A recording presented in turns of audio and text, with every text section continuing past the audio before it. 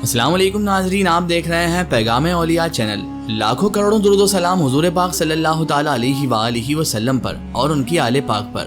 محترم ناظرین کرام، آج ہم آپ کے لیے لے کر آئے ہیں حضرت مولائے کائنات فاتح خیبر، مشکل کشا، اسد اللہ، کل غالب علی غالب، حضرت علی ابن ابی طالب علیہ السلام اور چور کا ایسا واقعہ جسے سن کر آپ کا ایمان تازہ ہو جائے گا۔ کیا ہوا جب حضرت علی ابن ابی طالب علیہ السلام کی زرہ یعنی کوچ ایک چور چرا کر لے گیا؟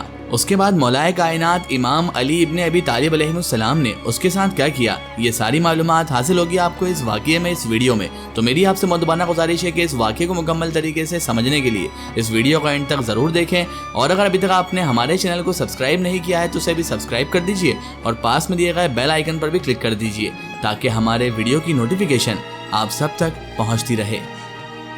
مولائے کائنات ہیں، شیر خدا بھی ہیں، مولائے کائنات ہیں، شیر خدا بھی ہیں، اے دل ذرا بتا جواب علی مرتضیٰ بھی ہے، ثانی نہیں ہے کوئی علی کے جمال کا، قدرت نے خود بنایا ہے ان کو کمال کا۔ ناظرین محترم، فاتح خیبر، فاتح جنگ خندق و صفین، ہر جنگ اسلام کو فتح کرانے والے، مشکلوں میں ہر انسان کے کام آنے والے، مشکل کشا مولا علی ابن ابی طالب علیہ السلام کی ذات بابرکت سے کون واقف نہیں ہے۔ اللہ کے رسول صلی اللہ علیہ وآلہ وسلم نے ایمان کی شرط ہی حضرت علی ابن ابی طالب علیہ السلام کی محبت رکھ دی، جس میں رسول اللہ صلی اللہ علیہ وآلہ وسلم نے مستند حدیث میں فرمایا، علی سے محبت وہی رکھے گا جو مومن ہے اور علی سے بغض وہی رکھے گا جو منافق ہے۔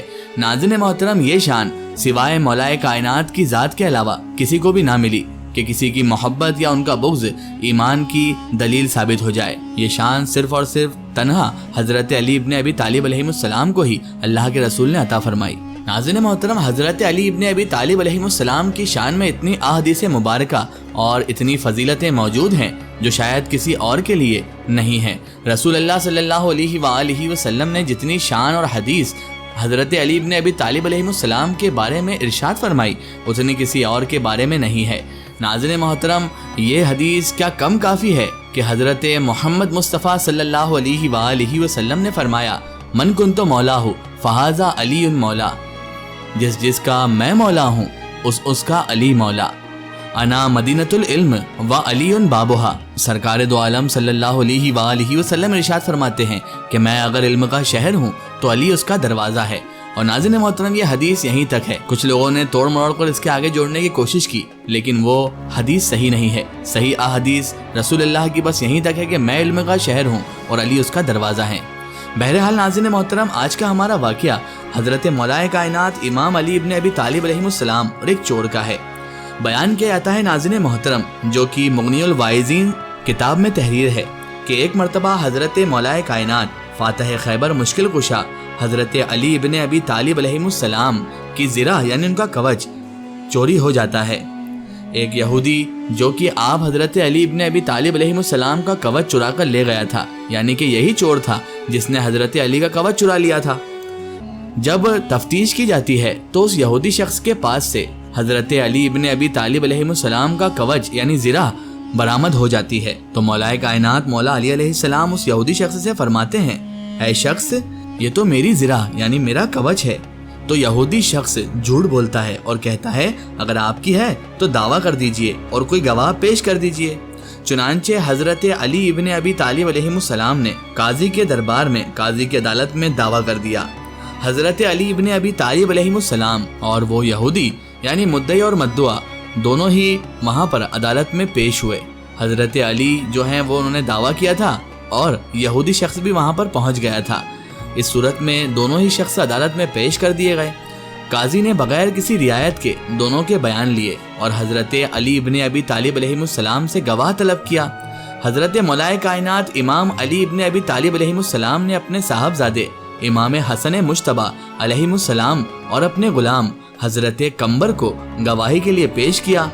بیٹے اور غلام کی گواہی حضرت علی ابن ابی طالب علیہ السلام کے نزدیک جائز تھی، مگر قاضی نے ان کے دونوں گواہوں کو ہی جائز نہیں مانا۔ قاضی کے نزدیک دونوں ہی گواہ جائز نہیں تھے۔